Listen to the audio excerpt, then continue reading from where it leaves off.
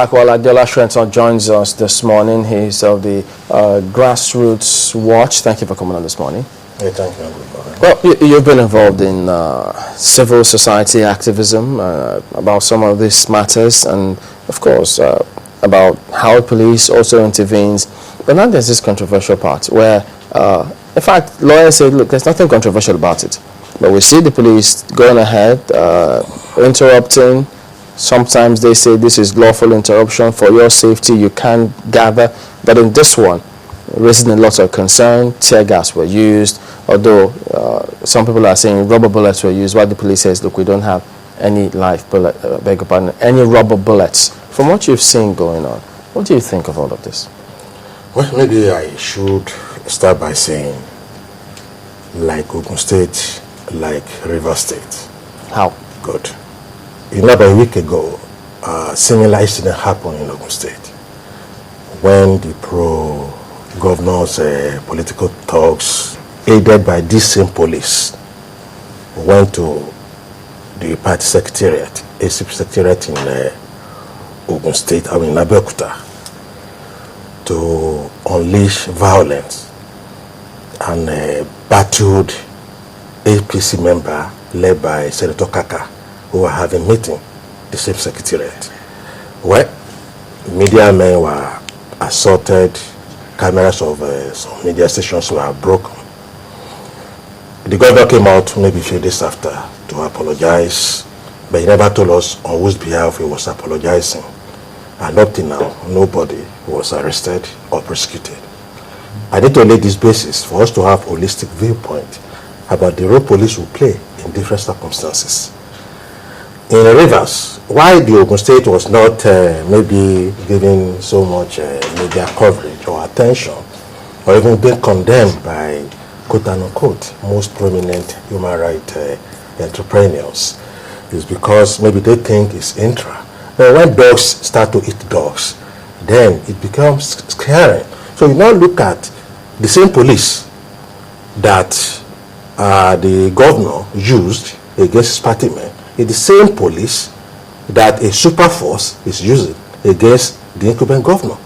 So either way, the police will either be guilty here or be guilty there. But the reality is that the governors themselves, cutting across party lines, have seen the state as captured territories.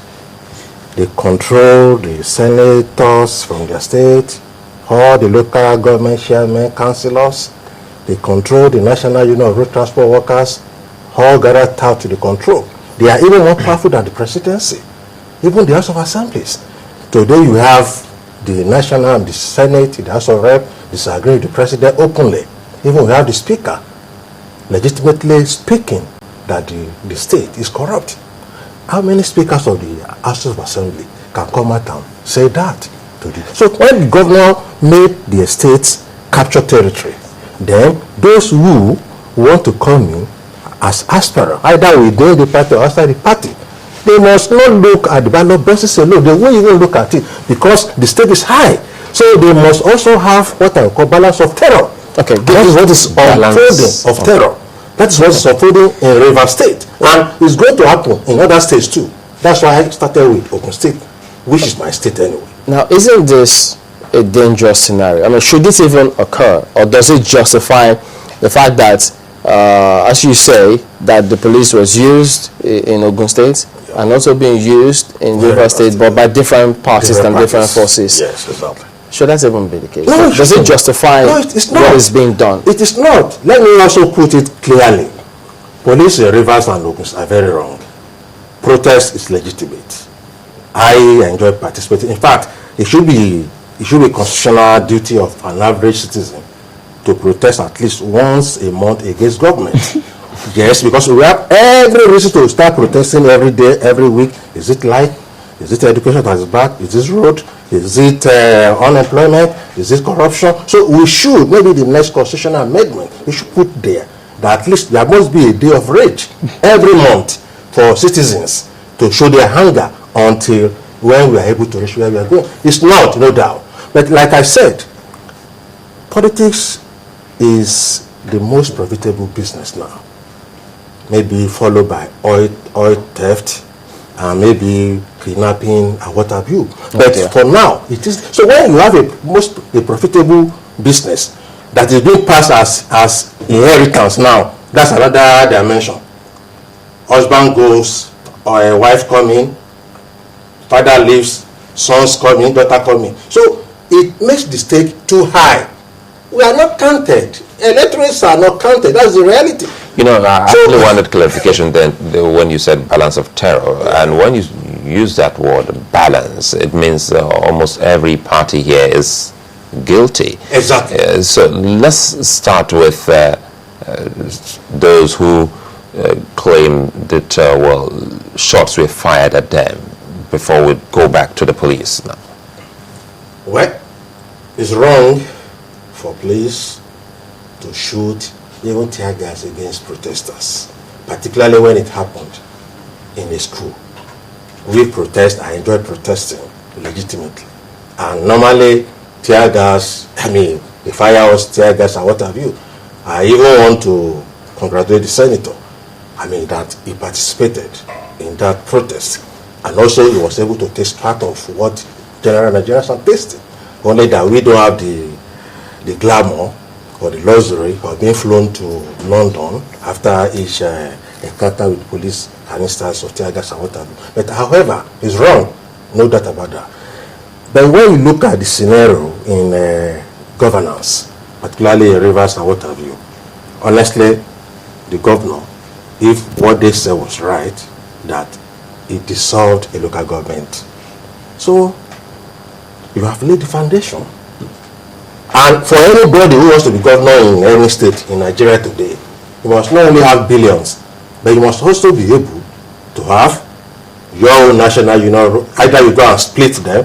Have you noticed? Please take note. Almost all states I've been to, after the governor, the next person that is important in the states now are the chairmen of Nigeria Union of Road Transport Workers. Have you noticed the way they pamper them, the way they empower them, the way they give them, the way they indulge them? Luxurious, convoy, long convoy.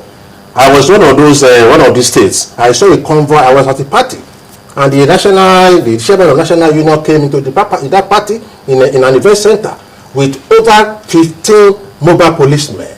So when you talk of police, you don't look at them because it's because the political state is too high now. So you must control machineries of violence. And if you want to take over, or you want to, apart from campaigning, you must also be able to invest under this bourgeois, pro-rich, monetized politics. You must be able to have enough money, be able to have enough talks, have your own police, and of recent with the doctor in Rivers State, possibly also have your own doctors, so that you have your own editors and the violence.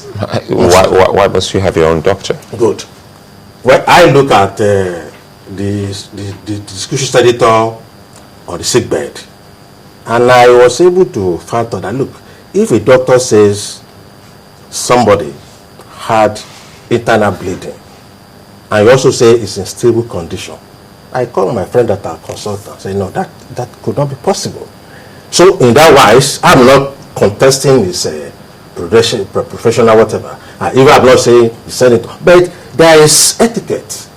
There is professional etiquette. We know lawyers can play around with facts and figures, but doctors don't. In fact, what should have happened is for us to have. That's why you have a lot of people say, hey, why is the man wearing this story? Why is the man looking at? You don't dramatize the theater. Theaters are not medical theaters are not political platforms. Let's get the serious. Did it come across as though it was using it as a political platform? No, it looks, honestly, when I look at your station, beautiful work done, it looked more of a Nollywood stage theater. I started to wonder, are we in theater or we are in? So even the way the doctor was talking, you don't allow when you have an emergency. I'm not sure when you have an emergency of that magnitude, you as a professional can talk. It doesn't matter that everybody come into the theater and your patient under whatever. And mark you, it's also an indictment on the Rivers State governor that for 6 or 7 years he has been there, no single government hospital can take care of somebody allegedly shot with rubber bullet. So you have to fly to London. So what's all this noise about performance? What if it's just preference that No, prefers to travel? Well, it's the preference of patient anyway. But at the same time, it's also at the that even the neighboring state, Bayelsa, state of the president, that even let's assume now that River cannot, because they are not equipped. What of the hospitals in Bayelsa? So all the 2 states cannot have a hospital, a government hospital that can treat somebody allegedly shot with a rubber bullet. So it shows a lot of rottenness going on in governance in I like the